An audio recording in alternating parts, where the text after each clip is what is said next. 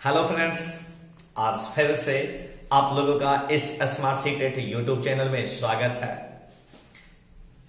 आज हम लोग इस वीडियो में जिस चीज को समझने का प्रयास करेंगे वह भाई आपका रीट एग्जाम, मतलब राजस्थान के शिक्षक पात्रता परीक्षा के बारे में चर्चा होगी। क्योंकि बहुतों ढेर सारे स्टूडेंट ऐसे हैं जो 31 जनवरी को सीटेट एग्जाम के बाद ज्यादा फोकस रीट पर कर रहे हैं, लेकिन किसी भी एग्जाम को पास करने से पहले बच्चों को यह अनुभव करना होता है कि आखिर इस एग्जाम में किस प्रकार के पैटर्न का प्रश्न रहेगा, किस प्रकार का प्रश्न रहेगा, और यदि किसी दूसरे स्टेट के बच्चे किसी दूसरे स्टेट के शिक्षक पात्रता परीक्षा में फॉर्म को फिलअप करते हैं तो कितने प्रतिशत का आरक्षण मिलता है, यह मुद्दा सबसे ज्यादा बड़ा होता है।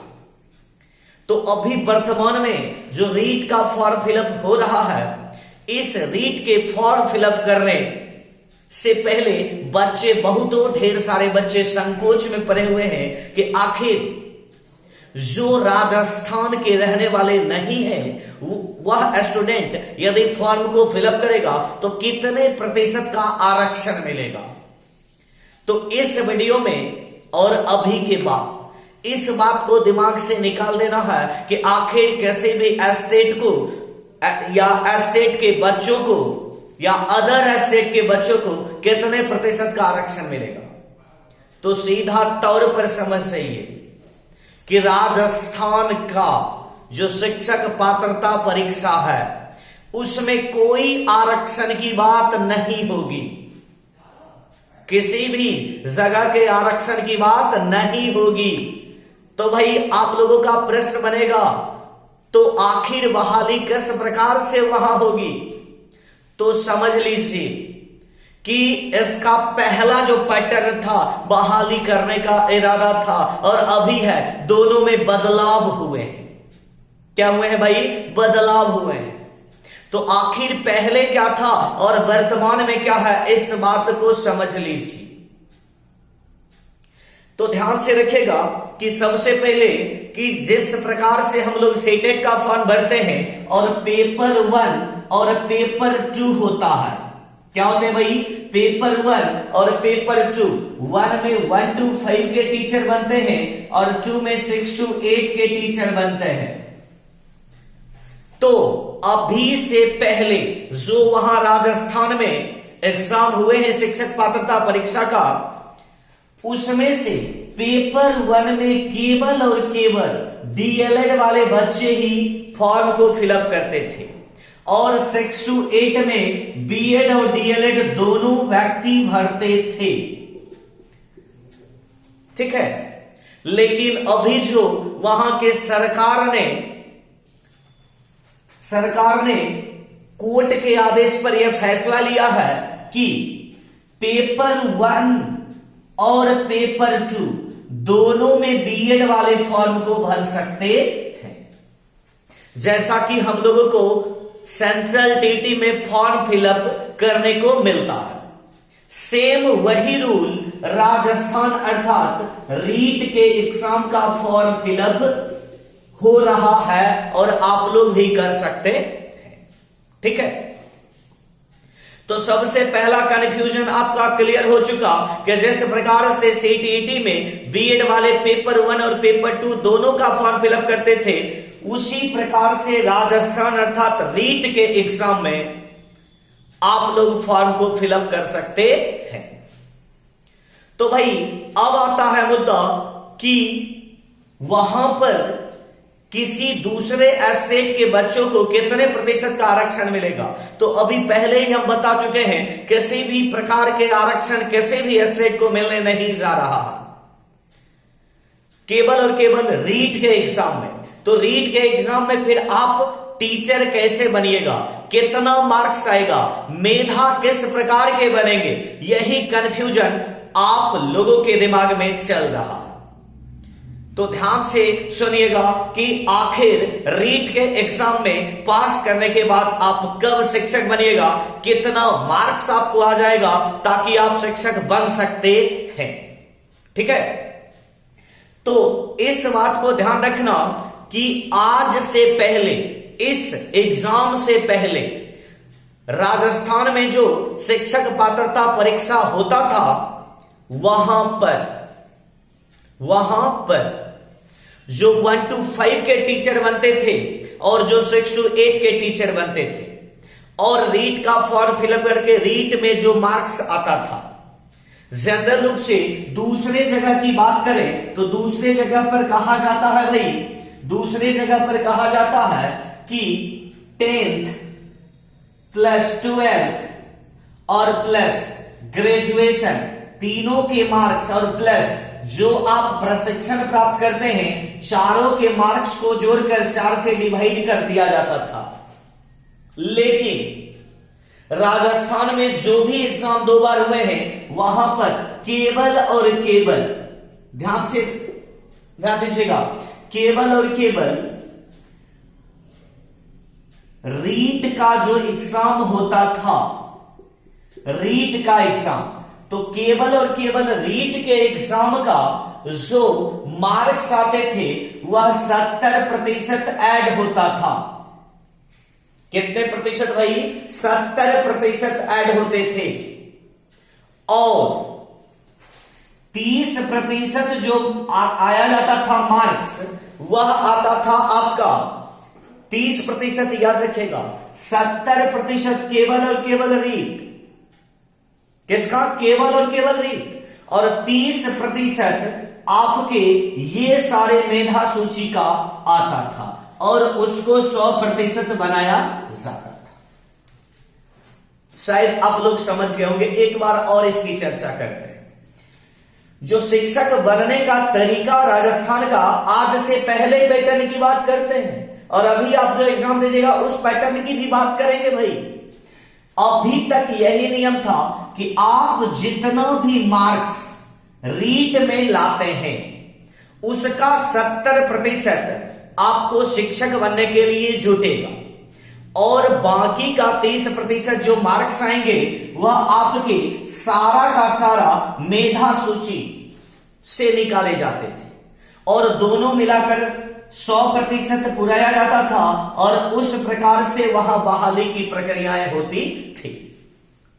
लेकिन अभी वहां के अपडेट के अनुसार आप लोग भी शायद कहीं से देखे होंगे कि अभी वर्तमान में वहां के अपडेट के अनुसार यह माना जा रहा है, वर्तमान की बात कर रहे हैं, अभी भी बच्चे इसी को लेकर चल रहे हैं। नहीं, वर्तमान में यह अपडेट नहीं है। वर्तमान का जो अपडेट है किसी को भी पता वास्तविक रूप से नहीं है, नया अपडेट है। तो अभी का जो वर्तमान का अपडेट है भाई वह आपका है, ध्यान से सुनना और इसी पर आपका मेधा बनेगा। वर्तमान का जो अपडेट है वह है रीट के एग्जाम का, रीट के एग्जाम का 90% मार्क्स, ध्यान से सुनो, रीट के एग्जाम का 90% मार्क्स 1 to 5 और 6 to 8 दोनों के लिए, 6 to 8 दोनों के लिए रीट का जो मार्क्स होगा पेपर 1 और पेपर 2 दोनों के लिए 90% मार्क्स आएंगे। जो आप रीट में नंबर लाते हैं शिक्षक पात्रता परीक्षा देने के बाद, उसका जो 90% है वह आपको मेधा बनाने के लिए आएंगे। ठीक है, बचा 10%। यदि आप पेपर 1 के टीचर बनने वाले हैं, किसका भाई? पेपर 1 का यदि टीचर बनने वाले हैं तो यहां जो आपका 10% मार्क्स जुटेगा वह जुटेगा 12th का। किसका जुटेगा भाई? 12th का 10% बन गया 100%। क्या आपने देखा? रीट का 90% जो अभी आप एग्जाम दीजिएगा, रीट का 90% और 1 to 5 बनने के लिए 10% जो जुटेंगे वह मतलब 12th का नंबर जुटेगा और आपका मेधा बनेगा यहीं से। यह हो गया पेपर 1। यदि हम लोग पेपर 2 की बात करें भाई, तो रीट का जुटेगा 90% पेपर 2 के लिए। याद रखिएगा, ऊपर लिख देते हैं, पेपर 2 के लिए रीट का जुटेगा 90% ही, जो कि पेपर 1 में बन रहे थे। ठीक है, ऊपर चला गया थोड़ा, नीचे लिख देते हैं, रीट का जो नंबर जुटेगा पेपर 2 के लिए भी भाई, तो यह जो जुटेगा वह 90% होगा। पेपर 1 में 10% आ रहे थे 12th का, लेकिन यहां जो 10% आएगा आपका ग्रेजुएशन होने का आएगा। आप जिस विषय से ऑनर्स किए हैं, ग्रेजुएशन आपने जिस विषय से किया है, वहां का मार्क्स 10% ऐड होगा और यह बनेगा 100%, और इसी पर आपका बहाली की प्रक्रियाएं आएगी। तो सबसे बड़ा न्यूज जो है यही है अभी नए अपडेट में। एकदम कान खोल के सुन लीजिएगा कि और यह जो न्यूज है और यह जो फॉर्म है किस बच्चों के लिए महत्वपूर्ण है, वह भी अभी जस्ट बताएंगे। किनके लिए महत्वपूर्ण है भाई?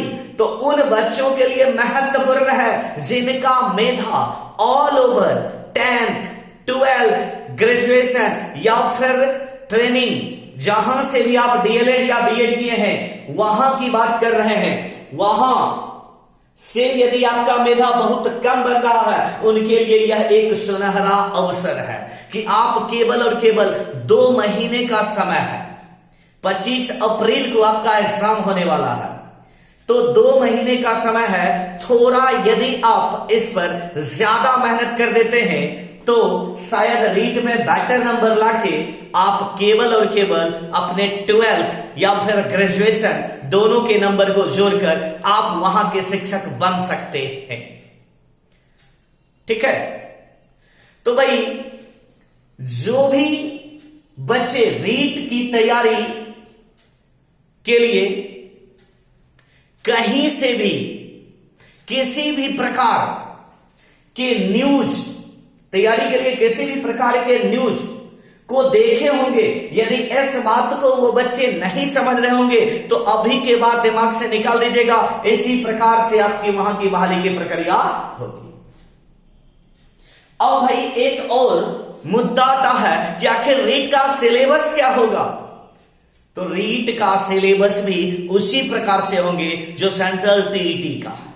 अंतर और अंतर होता है, कुछ अंतर है, कुछ अंतर है कि किस प्रकार के प्रश्न पूछे जाएंगे। तो प्रश्न जो पूछा जाएगा तो वहां के कुछ टेक्स्ट बुक के हिसाब से आपको प्रश्न पूछा जा सकता है।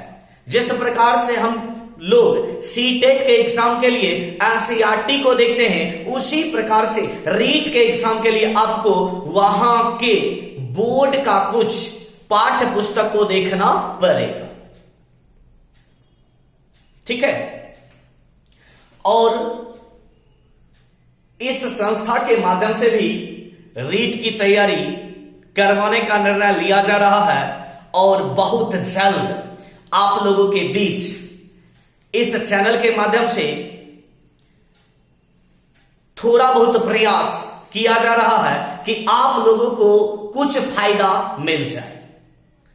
तो भाई जो लोग अभी वर्तमान में रीट की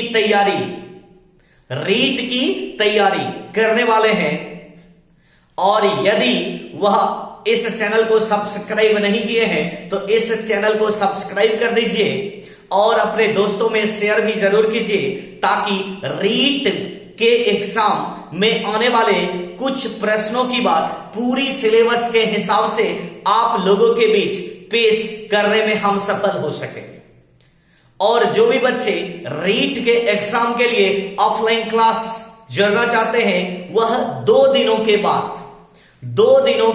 बाद इस संस्था से जुड़े नंबर से आप कांटेक्ट नंबर से बात कर सकते हैं। और दूसरी बात यह है कि जो भी बच्चे किसी भी प्रकार के टीटी एग्जाम की तैयारी कर रहे हैं, खासकर अभी वर्तमान की बात यदि लीजिएगा, रीट का जो भी बच्चे फॉर्म फिलअप कर चुके हैं या करने वाले हैं, आप जरूर टेलीग्राम को अपने फोन में इंस्टॉल कर लीजिए और इस संस्था के टेलीग्राम ग्रुप और चैनल दोनों में आ जाइए, ताकि ग्रुप के माध्यम से आप लोगों का क्विज की प्रतियोगिता 11 से होने वाला है। 11/2 याद रखिएगा, 11/2/2021 से टेलीग्राम ग्रुप में क्विज की प्रतियोगिता खासकर रीट को देखते हुए किया जा रहा है और टेलीग्राम चैनल में आप लोगों को पीडीएफ के माध्यम से कुछ देने का प्रयास किया जा रहा है। तो जो भी व्यक्ति अभी तक इस संस्था के टेलीग्राम ग्रुप पे नहीं आ पाए हैं, टेलीग्राम चैनल में नहीं आ पाए हैं, वह सारे लोग टेलीग्राम को इंस्टॉल कीजिए और वहां पर सर्च कीजिए, आपके इस संस्था का टेलीग्राम ग्रुप और चैनल दोनों आएगा और आके उसमें आप लोग ज्वाइन होइए और इस रीट एग्जाम को अंजाम दीजिए। ठीक है, तो फिर हम लोग मिलते हैं अगले वीडियो के साथ और पूरे के पूरे रीट के सिलेबस को लेकर आ रहे हैं आप लोगों के बीच। तब तक के लिए गुड बाय।